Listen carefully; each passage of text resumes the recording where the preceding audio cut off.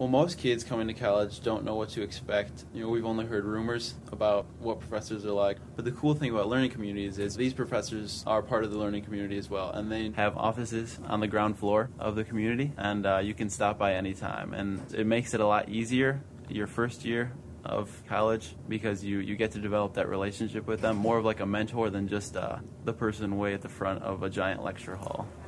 We meet here at the Northwest Indian College campus. It's a college-based setting on the reservation, and we meet here 2 nights a week for 3 hours each night.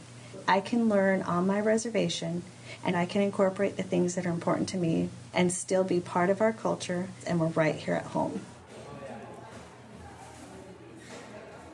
It's a conscious choice. When you live in the learning community, it's known that it's focused on academics, and it's not just a random residence hall.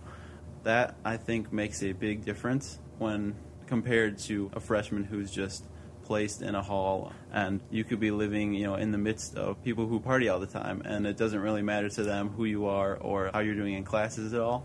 Learning in a traditional setting for me didn't work. Having to sit in a classroom and learn off of a book or from a teacher only talking to me, you feel all of a sudden I come from a different world. On a reservation, it's always different. It's hands-on, and that's traditional Native way. You take somebody by the hand and you guide them through it.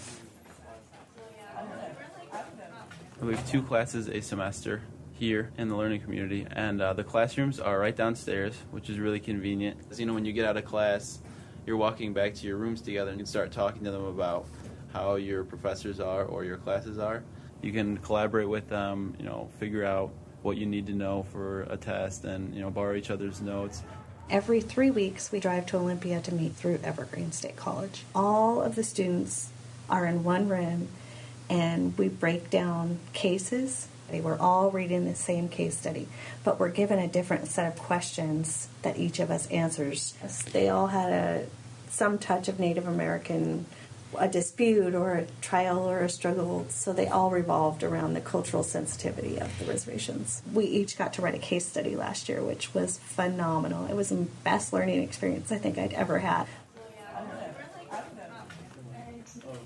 Being in the learning community, you are required to do community service with a class of your peers and a professor. Last year I went to a local park and helped clean up the park and restore ecological restoration. It was a really good experience, and my professor was a really, really great guy who works here in the learning community.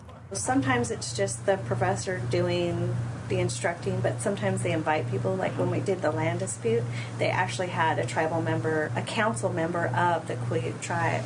I have been able to delve into things that I don't think I would have ever done before. We had a hands-on. We had grandfather walking us down the road saying, "This is how you do it, granddaughter." Especially because you're living with them. It takes a lot of effort out of finding people to study with on campus. You don't feel like the lonely freshman looking out across the vast campus. Your chances of succeeding in the class and getting a good start in college are definitely higher. We find strength in each other. We know that we're not the only ones going through this struggle. One of us could come in and be having a bad day, and the rest of us are there saying, "Well, come on, we got to do this together." And we all just bring that person back to where we need to be and just keep that boat rowing.